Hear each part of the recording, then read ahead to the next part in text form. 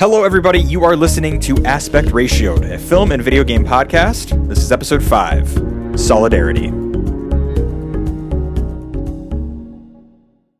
Hello again, everybody. We are your hosts. I'm Spooky Deer. And I'm the Rodgers Academy. And this is Aspect Ratioed. And we're here to talk about Barbenheimer. Oh, wait. No, not quite yet. Oh, no. We were going to talk about Barbenheimer, but something more important came up about this. Damn straight. If you've been living under a rock or have not activated your smartphone or turned on a television for the past, past 88 days now, you may be surprised to learn that most of Hollywood is on strike. Well, wait, they're on strike. So, like, the corpos and executives, they're not getting enough money? Is that the issue? I mean, that's what they would have you think. Oh, yeah. Didn't Universal cut down the trees outside their studio for the people striking? Oh, and, no, don't worry. They didn't cut the trees down. They just cut all of the branches off the trees. Oh, okay. Yeah, so we're here to talk about the current Hollywood strike going around between the WGA and SAG AFTRA. We were really planning and pretty excited to do an episode about Barbie and Oppenheimer. However, we think it is more appropriate to call out the current things going on in our Hollywood big entertainment industry situation. And I think any promoting or any just, even if it's, not paid or we're sponsored or anything, we think it's something that promoting anything new is going against what people are fighting for at the moment. And I think we both very much agree on being in solidarity with the writers and the actors at the moment. Absolutely. I mean, it's one of those things. It's like, even if there had been like a contract or something before, that's not happening. First off, let's not get too ahead of ourselves. But the fact is, it's like, yeah, are we excited about some of these new releases that are coming out into theaters? Of course. We're a film and video game podcast. But the fact of the matter is they don't need free advertising to, keep propelling this. It's far more important to kind of turn the other way and say, okay, let's step away from the hype and let's take a look at the work that actually goes into making these things that we're so excited about. And it's been really shocking and really, I think, eye-opening for a lot of people to see just how little most people working in Hollywood actually make.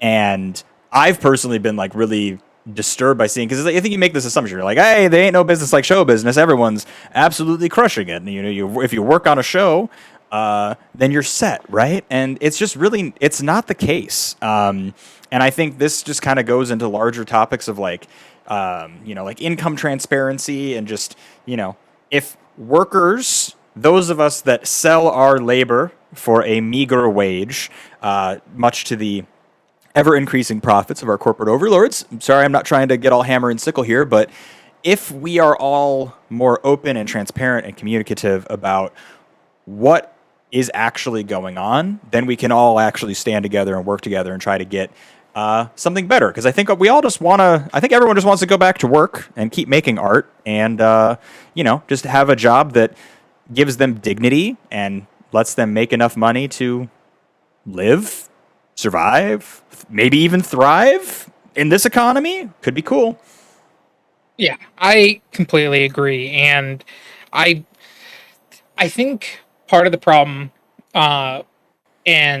really what I think with when it comes to strikes such as this, there's going to be a lot of people confused on the aspect of like, wait, I thought everyone in Hollywood makes a bunch of money because all these movies make $1 billion, quadrillion, whatever amount of dollars. And I think part of the problem too is people look at like the Robert Downey Jr.'s and the Tom Cruises and all these like big names that are always making like huge figures amount of money because they are what advertises and sells a movie.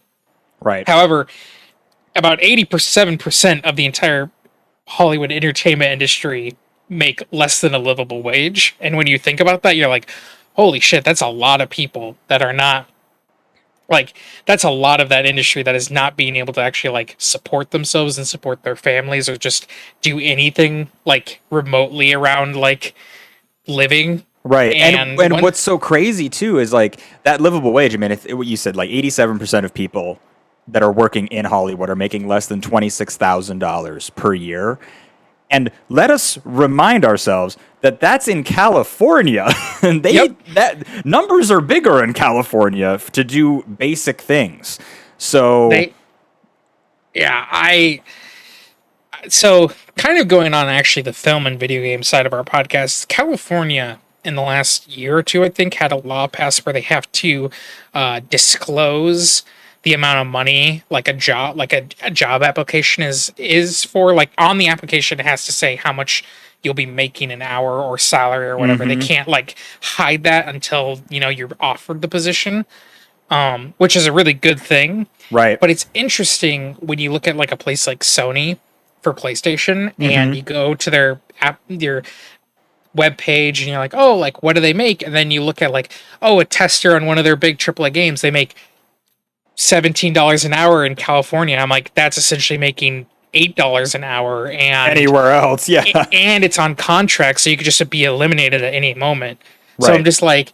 I'm like, if you think about like how much it costs to live in California and how much these big, like both in the gaming industry and the Hollywood industry, make so much money, and yet they pay so little to then live in one of the most expensive areas.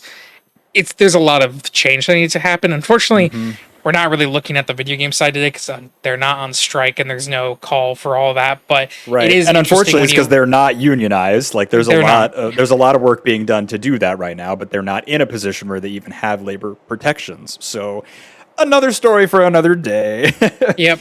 However, it made me think about like the if 87% of the Hollywood industry, it's like what percentage of the gaming industry is also not making those numbers, and Exactly.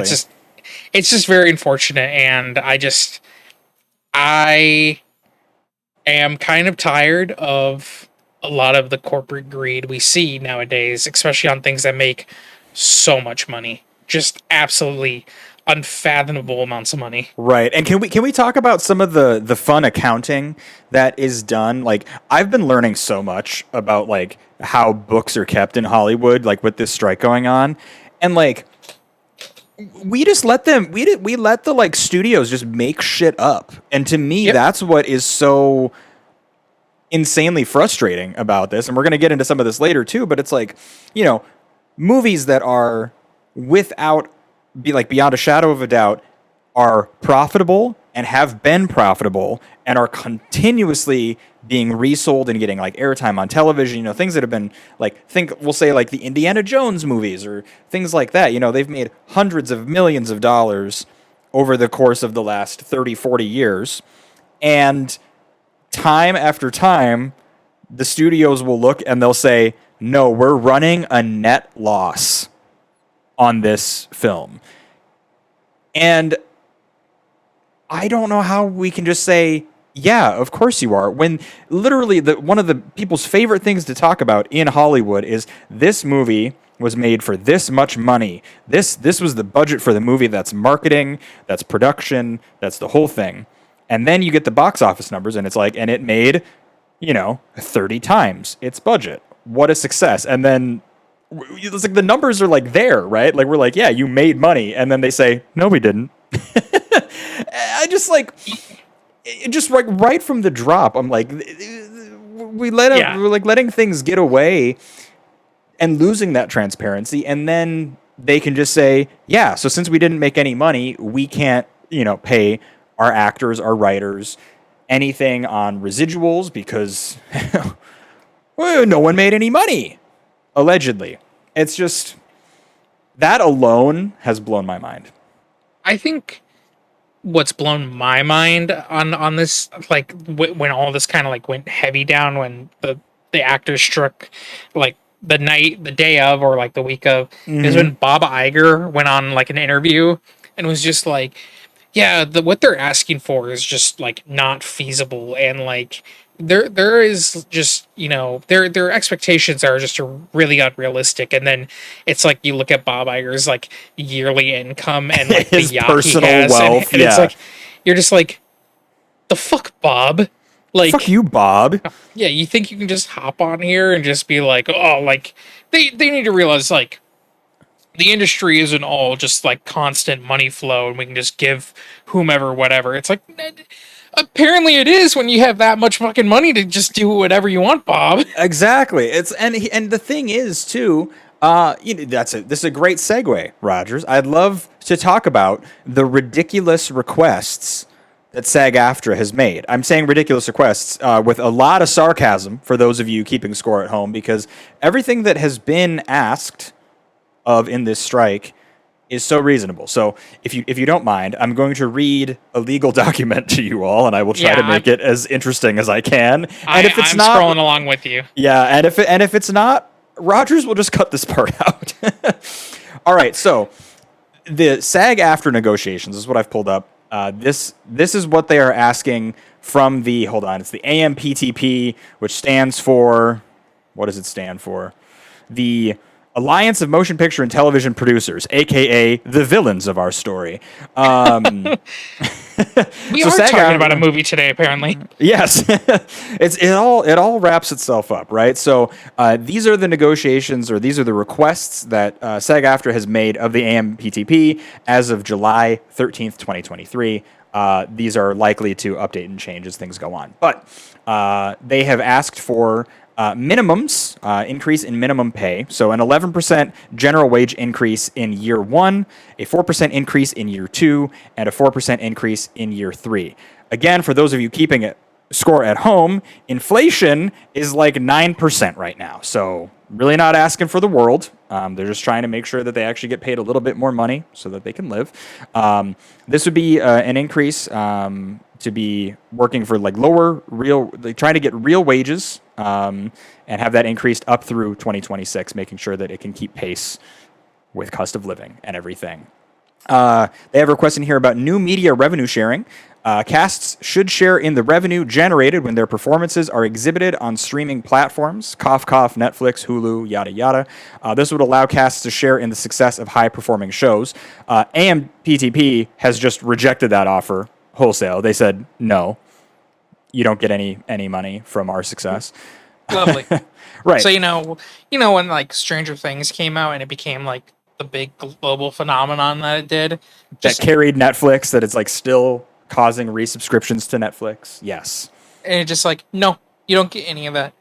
Anytime we have a sleeper hit come out, nope, you don't get any of that. Anytime you get like just anything put on Netflix, or any streaming service, nope, that's ours. Right.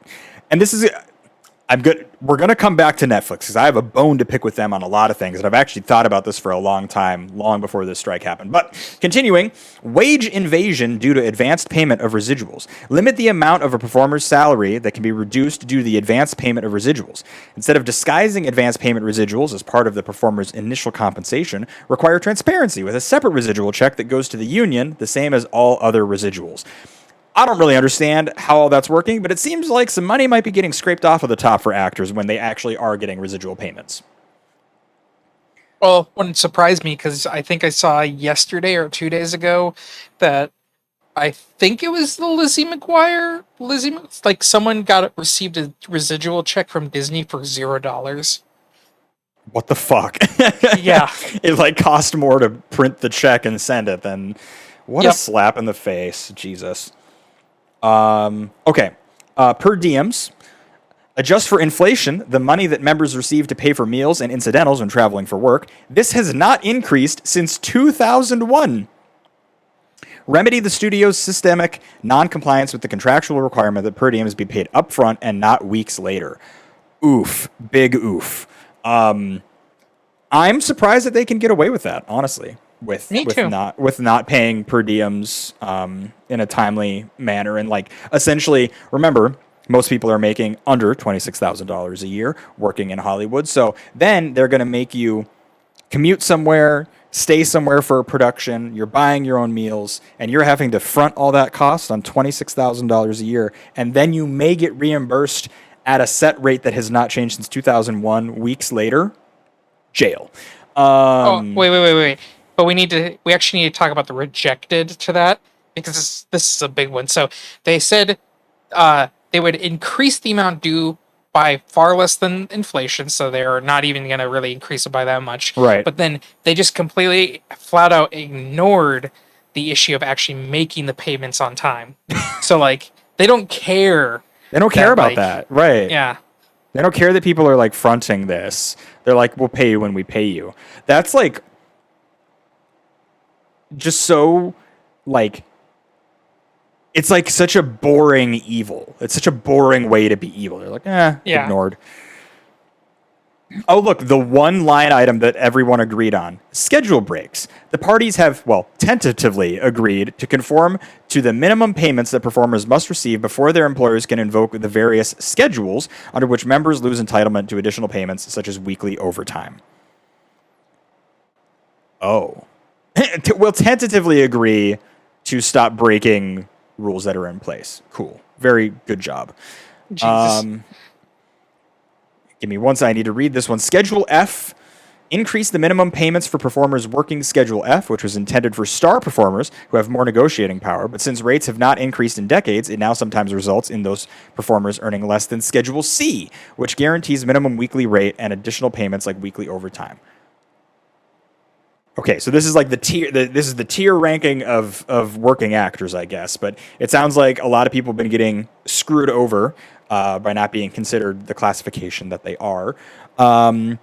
AMPTP countered, saying they proposed small increases that do not solve the problem. They rejected the portion related to ensuring a minimum weekly rate for performers working under Schedule F. Lovely. Cool. There's like no consistency, no clarity, nothing. All right, that's enough legal jargon for now. Basically, you can see what I would argue is that SAG-AFTRA is not asking for the world in this situation. While we're talking, I'm going to try to pull up the WGA requests as well. Yeah. Because, I think you need to give credit where it's due. The Writers Guild has been on strike for much, much longer. They're the ones that kicked this off, and it is SAG-AFTRA that is entering this strike, standing in solidarity with the hard work, time, and effort that the writers have already been pouring in for months at this point. Yeah. I think kind of going back to the shocking things about like once the strike kind of officially kicked into gear is that once you realized how much studios are actually trying to implement AI into Yeah.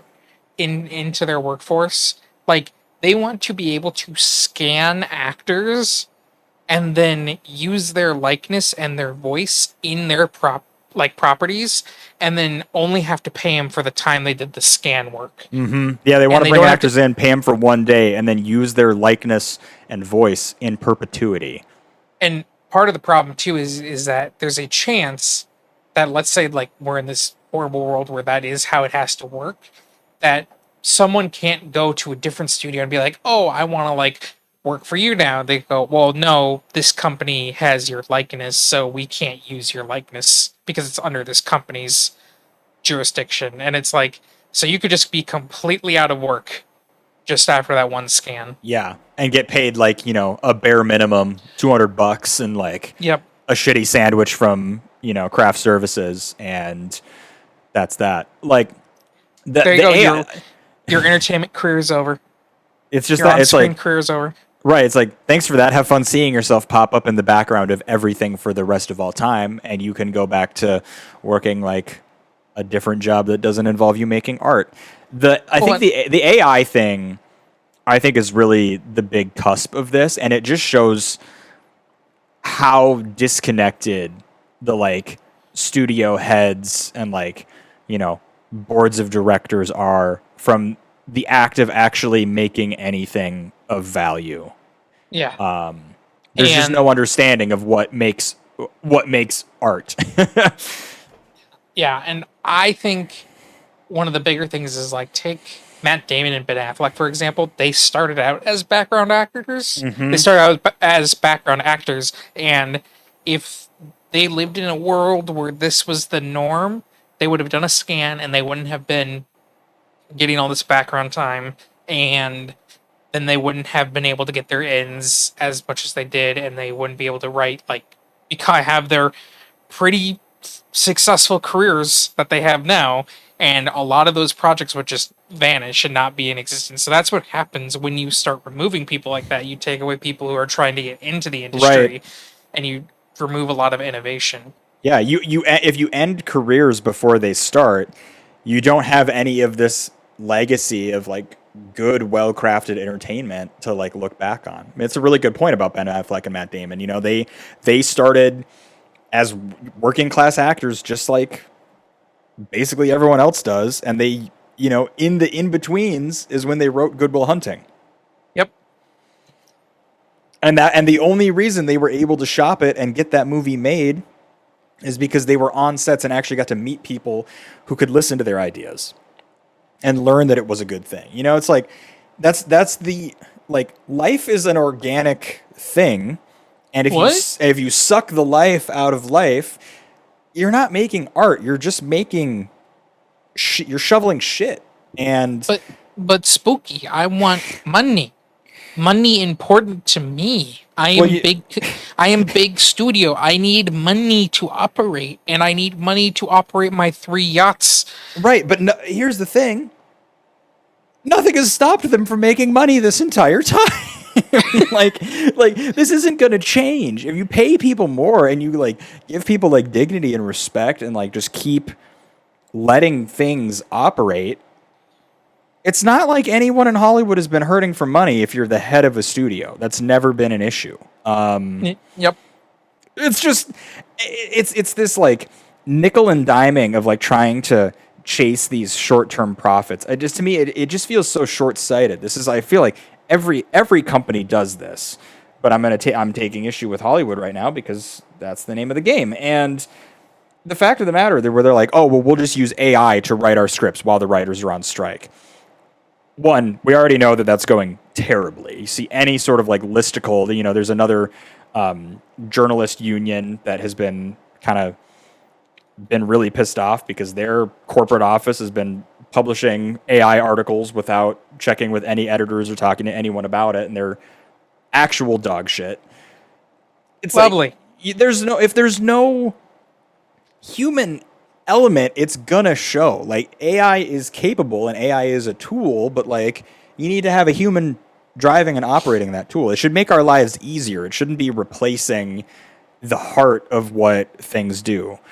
This is a divergence, but I actually saw a really funny post where someone put a prompt into ChatGPT asking it, "Hey, do you think AI is like a better fit to write screenplays for like TV shows and movies?" And without asking it in the prompt, I'm pretty sure it said, "No, screenwriting is a creative endeavor which is best left to human hands. However, AI would be a really good use for a CEO's job because it's mostly just analyzing like metrics and feedback, and a computer can do that a lot faster than a CEO can." Hilarious. And I was like, that's so fucking based. Like, Yep. even the robots are on our side on this one. So Yep. yeah. No, I think the thing is like it's just there's so like little in the grand scheme of things that these striking human beings are asking for, and the way it's being treated, it's like you just realize how much greed there is in the world, and how much people just how much people refuse to actually be decent. Like, yeah. you make 2.5 billion a year. Oh, would it really hurt you to make only 2.3 billion? Right.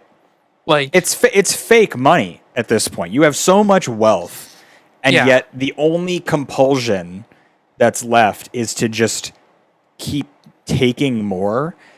And to me, it's so disheartening. It's just Yeah. it really is just a collective disappointment to know that it wouldn't be hard to improve people's lives.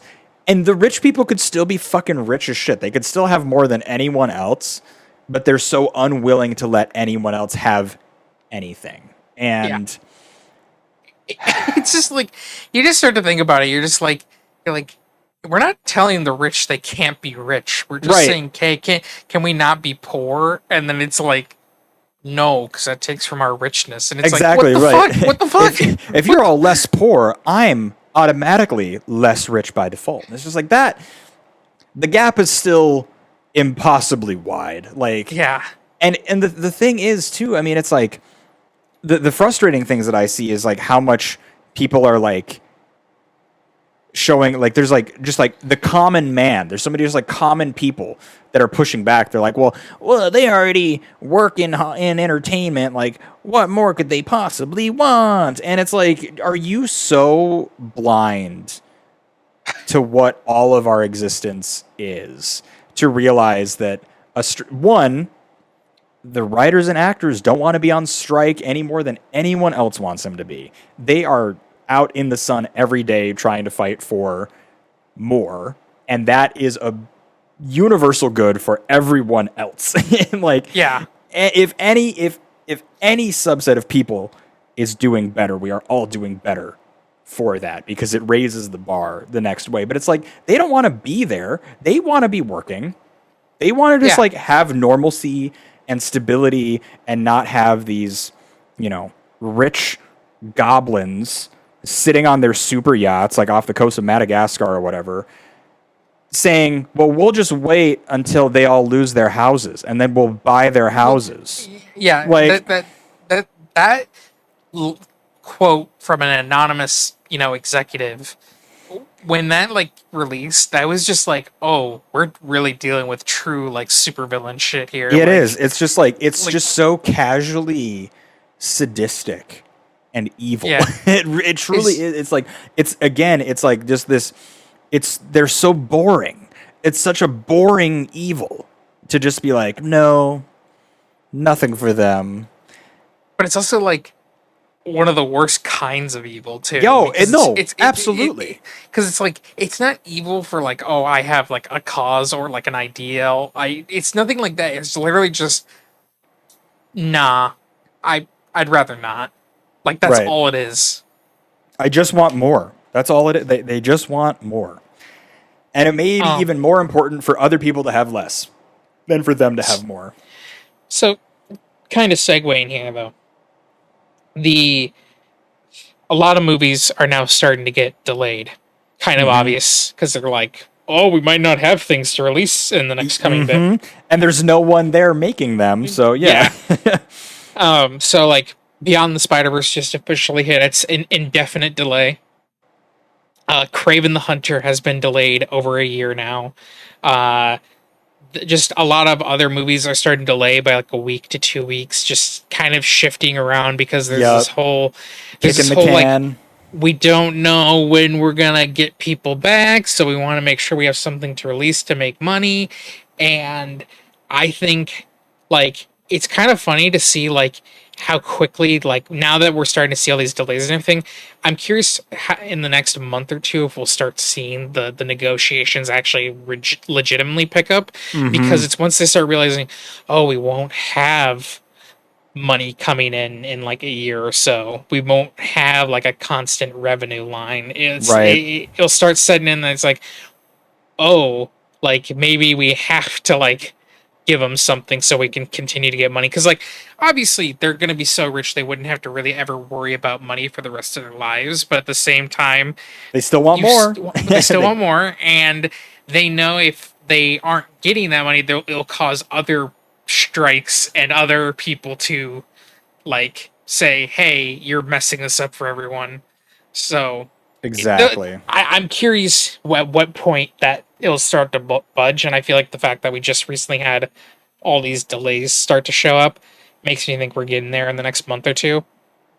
Because I'm hopeful for that as well, because I also, I guess my pipe dream hope is like if this does continue on kind of indefinitely, I hope that when especially these streaming platforms start running out of new content to keep people invested. Subscribed. Yeah. Yeah, I do hope that we'll start seeing more unsubscriptions. I think that would be the most important thing, that like if you as a random individual really wants to like contribute something meaningful. This is like one of those times where like actually like voting with your wallet can help.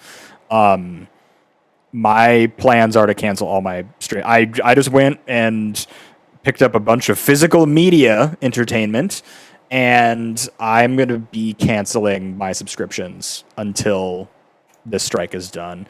It's maybe it's mostly performative, but it does make me feel better to just like have, some less money going into these places, Yeah, and while there hasn't been an outright call for like canceling subscriptions and like not going to the movies and all this stuff, there is still an element where you have to be like a little aware that like the longer you stay on these things, and if everyone were to stay on, it definitely weakens their voice in how like, hey, like we like you need to pay us type of thing. Right. So it's like I do think though the fact that there'll be a lack of new content, that will be enough to start sway people. Be like, well, why am I logging on? Why am I viewing? Why am I to like?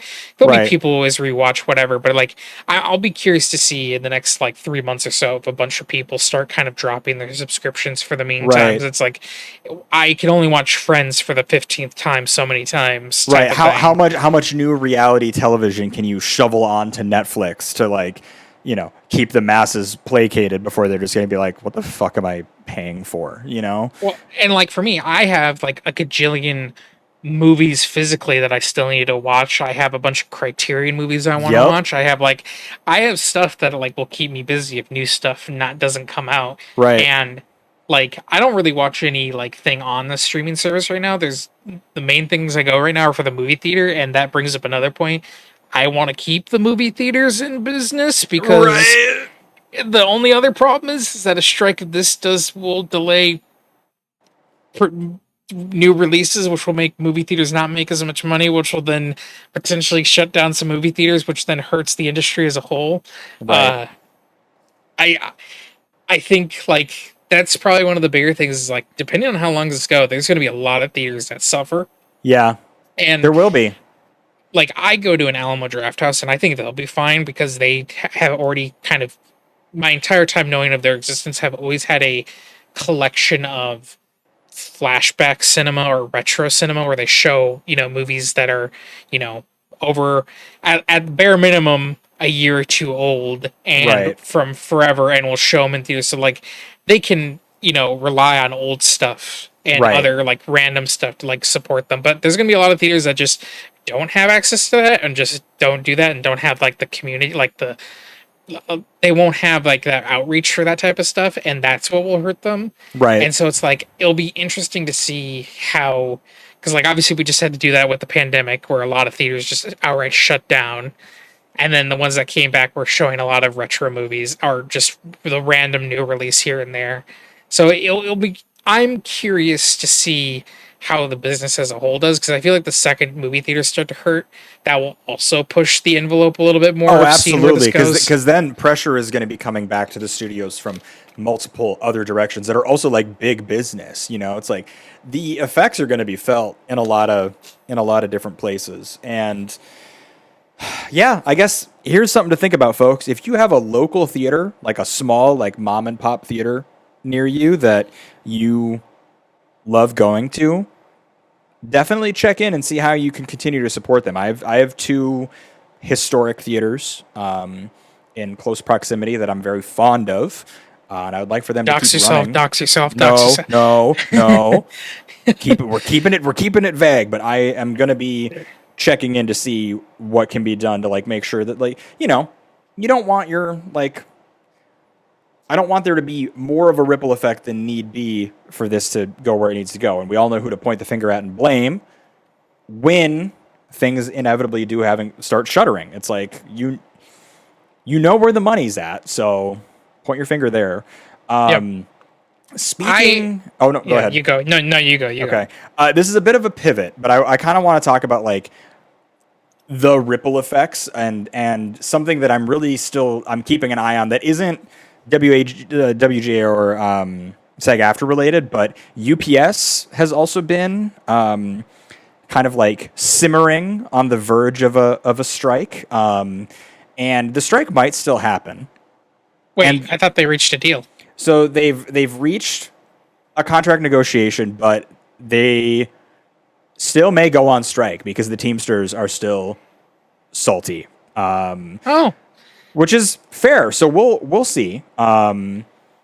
There's a lot going on. I'm trying to like read an article like as we're discussing this to kind of see well, what's going on. But like, so here's kind of just the general point that I want to make, because I don't want to get into the UPS thing because I don't understand it that well. But something that I am hoping, honestly, is kind of that they do go on strike. I don't want them to have to go on strike. I hope that the negotiations can just go through well. But there is also part of me that would love a UPS strike, because that will get everyone's attention.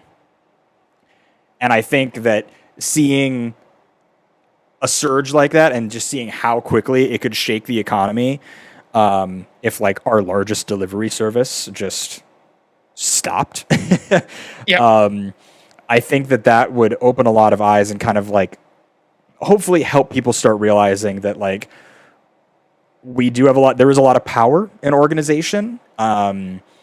And it is a really quick way to, kind of ask for and get better for yourselves and like your colleagues, and also just generally other people. Again, if everyone, if these groups are succeeding, it is going to have an effect, a raising of the bar for everyone else. So there's part of it, like, I hope the thing just goes through for UPS, because I don't like the risk that people have to put themselves in to organize and go on strike, but also it would fuck shit up, and it would be really interesting to see how that would then play back into, SAG-AFTRA and WGA. Well, going on that ripple effect thing is like, I think the more you have all these big industries going on strike, it does point the finger very strongly at the top of the chain Right. of the economy, and the one percenters and all those fuckers.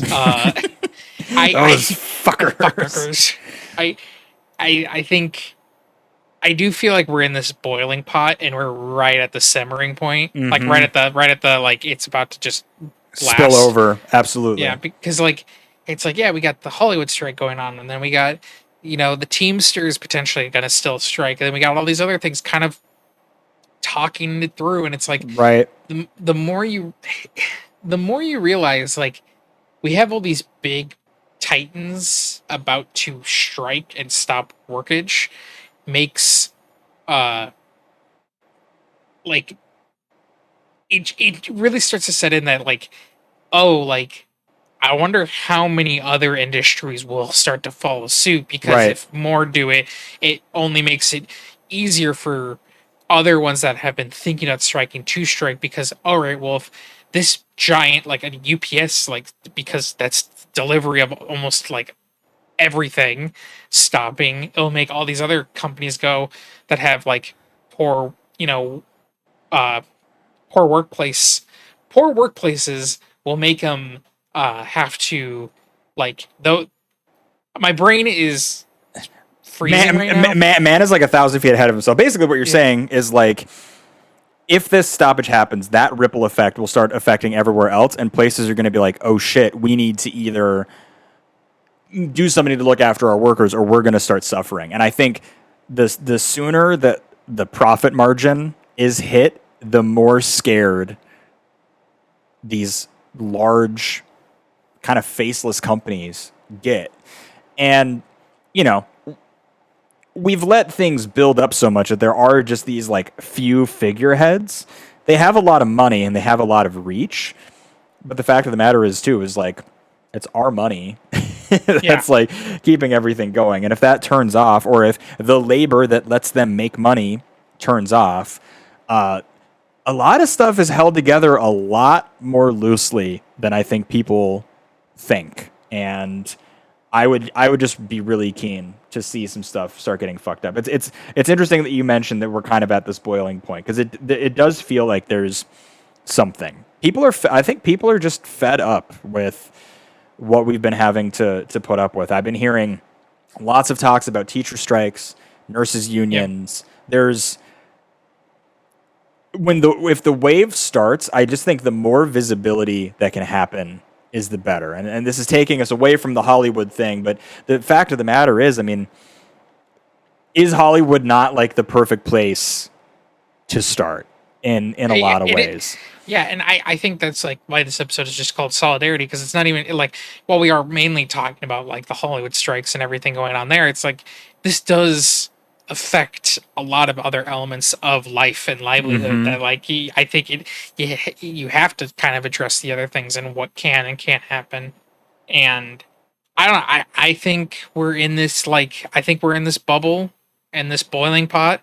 I think we are just at this level right now that like there's going to be a lot of people who realize, wow, if we all just stop together, we put a ton of pressure on the people up at the top. On the Like, few, yeah, yeah, we have like, so much power, and it just takes the ability to organize, and I guess just kind of the strength to stand with each other in spite of other differences. I mean, I really think that like everyone, regardless of whatever affiliation you decide to fall under, I think at the end of the day, most people just want to be able to go to work, pay their bills, feed themselves and their family, and just like enjoy their lives without live comfortably. live comfortably. Yeah. Yeah, so I was having this conversation the other day at work. I was like, we kind of have this ongoing thing. It's like, what would be the number for you to do the job that you do right now and never ever complain about it ever again? Mm-hmm. And most of us kind of agreed $27 an hour, because $27 an hour to do what we do, it would be like, yeah, like I could do this. I would never like question it. I would never be like, ugh. I would just like show up, do my work, be happy to work, whatever. And it's like, well, then when you start to think about it, 27 an hour is not that ridiculous. No, Like you no. go, oh, That's like, $56,000 a year if you're working full time. Like, yeah. oh my God, you're asking for the moon, Rogers. How about you get off your high fucking horse? Yeah, Like, it's one of those things when you realize you're like, wait a yeah, minute, huh? That's crazy to think that like you. It wouldn't take that much for people just to be like, good. I I don't have to worry about my bills or my rent or whatever, and I can just show up and do my work. And it's and like, I think people would just be happy to work. Like that's the thing. yeah, It's like if they're getting that much money, they're gonna be happy, and you're gonna get better work and production of work. And if right, people are slacking off and not doing their work, that's a different problem. But that's not a wage problem. right. Like, Because there's so much about low wages that kills motivation. It's like I'll be the first to rail against capitalism every day, but the fact of the matter is I live in capitalism. I go to work yep, every day, and honestly, I would also like it a lot more if I was just kind of paid what I think is reasonable for what I do. And it's like, and I understand that I'm coming from a place of privilege because I'm not poorly compensated, but I'm also not compensated enough for what I do. It's- yeah. and I I would say that goes the same for 90% of the people that I interact with. So, and going back to the Hollywood thing, 87%. 87% of the people are not getting a livable wage, which is right. just like, They don't even so they qualify have, for health insurance. They make yeah, so little.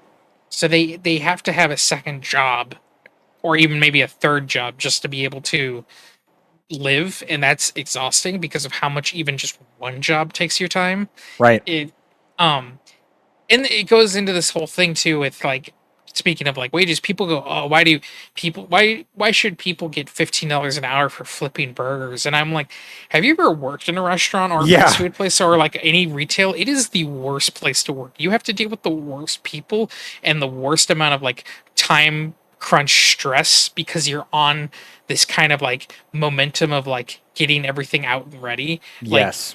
it is a horribly taxing job, and honestly it should pay better, because if it did pay better, you would actually have people willing to stay and you wouldn't have such a high turnover Right. There rate. wouldn't So be it's like, turnover, and then there'd be you as the customer who's so mad for someone to be getting paid $15 an hour would never have to deal with like shitty inconveniences at your fast food place of choice or whatever. It's just like, if people are just like, again, it all comes back to like, there is a desire for dignity and like stability, and like, why is that? The bar is in hell, Rodgers. Like, the fact that we have to be like, I would just like to be treated with respect and compensated in a way that I don't feel like I'm being taken fully advantage of, yep. And it's just, it makes you sad and makes you laugh when you realize how little you're actually asking for, when you go, this is what my number would be, and you realize, wow, that is a very small number to a lot of people. Like, that is Right. like not a lot, but yet to the higher ups they'll go, whoa, whoa, whoa, whoa, whoa, whoa, Whoa, whoa, whoa, whoa. 27. We'd rather pay. Have you considered just like volunteering your time and working for free? Like, and that's the thing too. I mean, it's like the importance of unions and the reasons that, well, I'm not going to go into a history lesson because I don't want to get all fucking nerdy on all of you. But solidarity. Unions were gutted specifically because they gave the normal person some like power and say and safety in having a like good working experience. They weren't perfect. There was like corruption, but honestly, I'm willing to forgive that because it still made the average person's life better. Like, whatever. There's tons of shady shit going on and my life sucks. So like, do more shady shit, but like make my life better while you're at it, Like, yeah. Well, we're just at this point right now, Spooky, that is just so tiring and so frustrating. And it is just like so draining every day. And like, that's why I think I'll keep going back to the boiling pot. It's like, yeah, a lot of people feel like that. That isn't just like, oh, like a group of people who are just like, oh, I don't want to work. No, this is the majority of the vibes I get from most people I talk about, where they're just tired. And it's like, there's gonna be some when is the breaking point?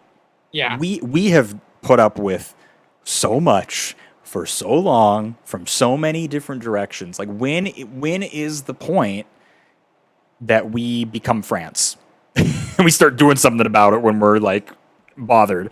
The guillotine. Let's go to Home Depot. This episode has been delisted because right, we are demonetized. We never made money in the first place, but yeah. This is where I feel like I should, we're talking about just like how tired we are, how I'm just fatigued from having to think about it, and I'm gonna shill my blog. I'm gonna shill my blog because I just wrote a big long write up about exactly. You can't shill on the thing that we're shilling on. Let me shill on my show. Let me have some. Here's some bathroom reading for all of you listening at home. When the shiller. when the podcast is done, there will be a link in the description. You can click that. You can read my blog, and it'll just be basically a lot of the same thing. But it really just is like, we're just exhausted, man. Like, you're talking about, like, I think about, these folks that are making, less than $26,000 a year. I'm going to keep saying the number out loud because that is shocking to me.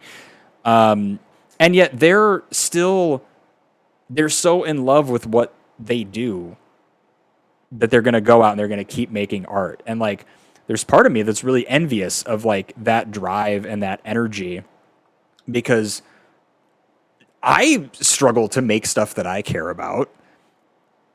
And like, I have health insurance, it's like I've got like things are okay.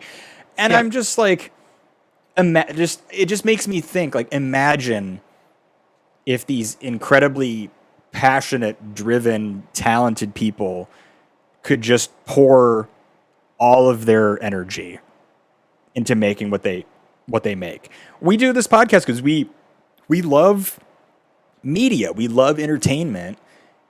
And just think about how good it could be if people weren't dealing with the bullshit of like, can I pay my rent? Or are the like 3 McGriddles that I had to buy because I was shooting on location 3 hours north of Okay, where but I McGriddles live? kind of slap though. I So mean, they like, slap it. Like, can I just be compensated for it the day that I bought it rather yeah. than, I mean, like we got but it's a McGriddle, the syrups and the patty. the syrups in It's the patty, those little pockets of syrup. But just yeah. like, just imagine how, you know, how good things could be and how much more consistent in quality so much of what we love could be if people were just allowed to let it be their thing. Yeah. I it it's just frustrating. It's tiring and it's frustrating, it's exhausting, it's maddening. It's like you all you want to do is just be able to live. And you're okay working to live, but when your work isn't even giving you enough to live, it just becomes like this endless circle of just Right. madness and exhaustion. And like, I don't know, I think it's like funny to me and sad to me at the just equally at the same time that like I make over 20 an hour, but I can't support to live on my own. Right. Like Like, that's why do you have to, like, why do you have to have roommates? yeah. Like, Like yeah. I don't mind having roommates. I'm okay with living people, but like I have to live with people if I want to be able to support myself financially. Right. It's not a, it's If like, I it's not a voluntary choice that you're making. Like, oh, because it'd if be I fun to live live with by my friends. You're like, no, I need to live with my friends. Hopefully it'll be fun while I do it. yeah, if I lived by myself, I probably wouldn't be able to do this podcast just on the aspect of like how like tired I'd be from just trying to constantly keep ahead of everything. Right. So it is frustrating, and I don't know. We're in an interesting time in this exact moment, like today's date and everything, Yeah. because like we don't know what tomorrow will look like. However, I'm glad that people are like finally saying enough is enough, and Me I'm too. glad that people are like really pushing back because I think we're in that perfect pocket to do that. Because a post-pandemic world, there's a lot of people who realized, wait a minute, they need us. Yeah. They need us to function. So let's actually get what we were owed. Let's get where we're, yeah. And I think, man, it's such a good point. Like, I think that for all of the horrors that we've experienced since the pandemic, a silver lining is that it, I think, kind of woke some people up to realize like things don't have to be how they've been just because they have been. I can ask for better. I can hope for better. I can desire flexibility and for things to be reasonable. And I can, you know, want and expect to be paid fairly. And that it's just like they need us more than we need them in a lot of ways. So solidarity, my friend. Solidarity. Enter Al Pacino again, because this will probably be like the 10th time you hear it on this recording. Uh, I It's just like I should just get a button. yeah. I just feel like there's just nothing else that I have to say. It's just I I I stand with anyone who's out there trying to organize and do better. I feel very limited in my own strength and knowledge and capability to do more. I'm trying to learn, and I just feel like I'm going to keep standing up on any platform that I create for myself to say that this is what we should be doing and that it is good and right to organize. Unionize your workplace. Quit your fucking I job. Do whatever you need to do. Stick it to the man, you know? I completely agree. And I'm glad that more people, I think, are starting to completely agree as well. Mm-hmm. And very vocally completely agree. Um, so I think I think we've really said what we need to say. I think we're in very support of the Hollywood strike, of any asking for just livable, just stability in life and in this hellscape of America that we live in. It's And late just stage of a world. capitalism, baby. Like, Hey, all show up late empires, to show up late to work. You know, Like, all empires imploded at some point. we're just watching it in real time.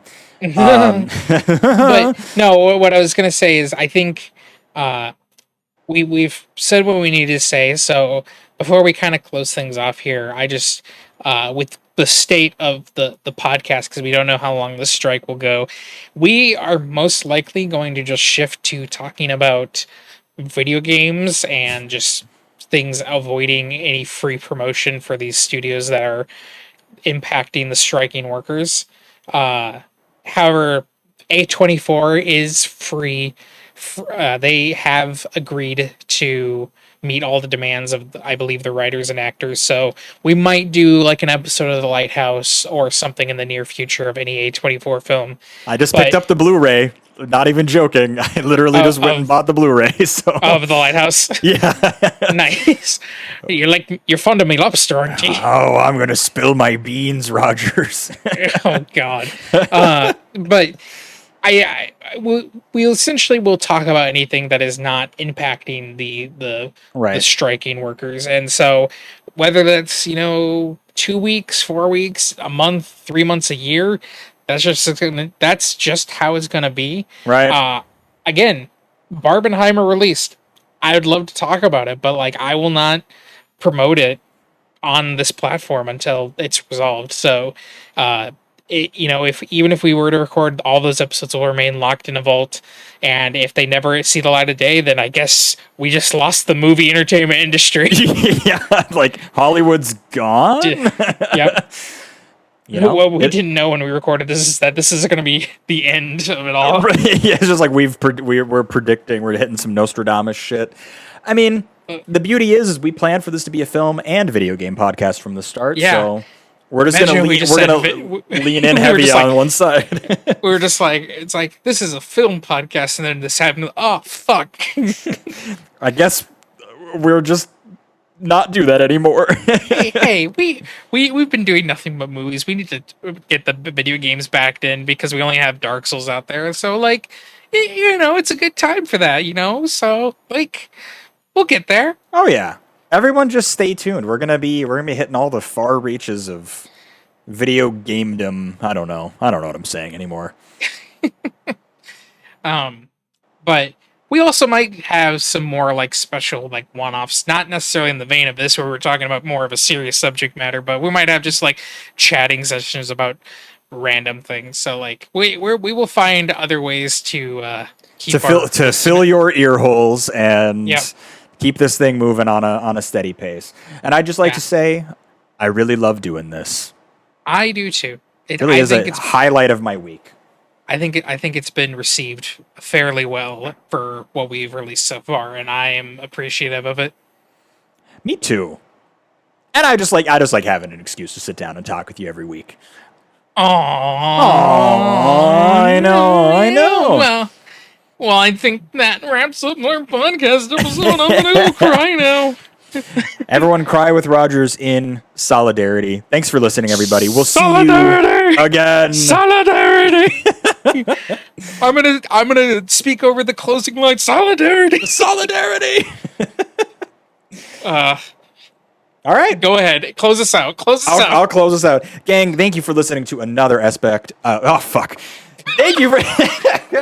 I'm keeping it in. Yeah, keep it in. All right. Gang, thank you for listening to another episode of Aspect Ratio. This is a film and video game podcast, capital video game for the meantime. This was episode 5, Solidarity. Remember, unionize your workplace, steal from your office, poop on company time. We'll see you next time.